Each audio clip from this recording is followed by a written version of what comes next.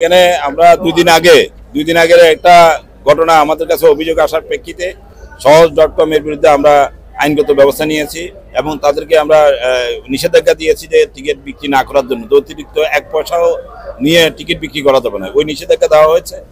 যদি এরপরে পরে থাকে এটা কঠোর ব্যবস্থা আবার নেওয়া হবে এবং কি ওদেরকে এই অনলাইন সার্ভিস থেকে আমাদেরকে যাতে চূড়ান্তভাবে বন্ধ করা হয় সেই ব্যবস্থা আমরা নিব। কারণ অনলাইনে সার্ভিস চার্জ নেওয়ার কোনো স্কোপ তাদেরকে কেউ দেয় নাই, কারণ এখানে মালিক পক্ষের সঙ্গে তাদের চুক্তি আছে, তারা ওই কমিশন পাবে এবং নির্ধারিত সরকার নির্ধারিত ভাড়াই তারা নিবে।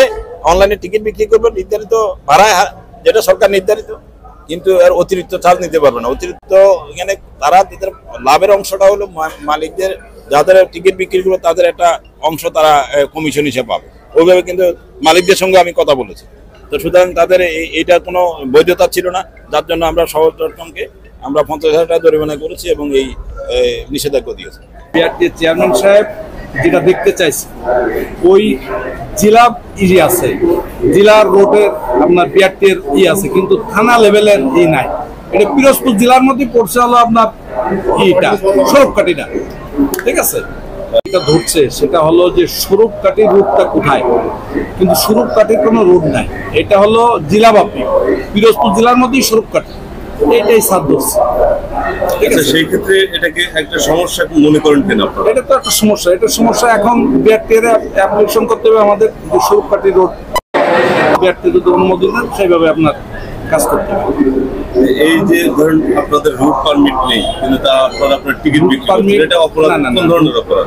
এটার অপরাধকে রুট পারমিট এখন সরকার দিচ্ছে না, রুট পারমিট আপাতত সব বন্ধ। সরকার রুট পারমিট না দিলে তো আমি রুট পারমিট পাবো না, ঠিক আছে। আর আপনি যেটা বলছেন সমস্যা, তো পাবলিক সাধারণ যাত্রী যারা যাবে এরা তো যাচ্ছে, ঠিক আছে, যাচ্ছে, কিন্তু আপনাদের রুট পারমিট নেই, তাহলে এটা তো আপনি ওই দৃষ্টিতে দেখলেই তো অপরাধ। রুট পারমিট তো কারণ নাই, কোনো পরিবহনের নাই, খালি আমাদের না, এই বরিশাল বিভাগে যত গাড়ি চলে পিরোজপুর এইসব কোনো রুট পারমিট কারণ নাই, ঠিক আছে। যে টার্মিনালের বিভিন্ন টিকিট কাউন্টার ঘুরে যেটা দেখলাম যে ম্যাক্সিমাম জায়গায় কিন্তু কম নিচ্ছে, দু এক জায়গায় রুট ভুল লিখছে, ভায়া যে রুটগুলা ওগুলা ঠিকঠাক মতো লেখে না। এই জন্য দুইটা প্রতিষ্ঠানে আমি দুইটা টিকিটে এরকম পেয়েছি, আমি জরিমানা করতে বলছি দুইটা পরিবহন। সুতরাং এখানে যাত্রীরও তেমন ভিড় দেখতেছি না, প্লাস ওইরকম কোনো কমপ্লেনও দেখতেছি না যে অতিরিক্ত ভাড়া নিচ্ছে। আমাদের ভাড়ার চার্টও আমরা টাঙিয়ে দিয়েছি এবং এটা মিলিয়ে আমাদের ম্যাজিস্ট্রেটরা দেখতেছে বা ভিজিলেন্স টিমের সদস্যরা দেখতেছে, মালিক শ্রমিক ফেডারেশন যে নেতৃবৃন্দ তারাও কিন্তু এই ব্যাপারে সিরিয়াস, যাতে কোনো বদনাম না।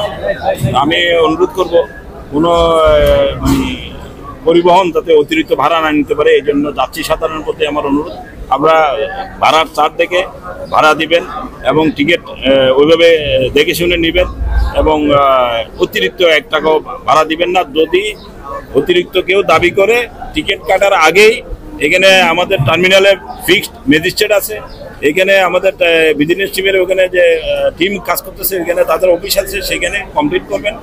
যদি এরপরও যদি অতিরিক্ত কিছু হয় আমাদের কিন্তু ঊর্ধ্বতন মহলও কিন্তু জেনে যাবে, আমরা এটা কঠোর অ্যাকশনে যাবো। ধন্যবাদ। পরিবর্তিত ভাড়া, আমরা কিন্তু পরিবর্তিত ভাড়া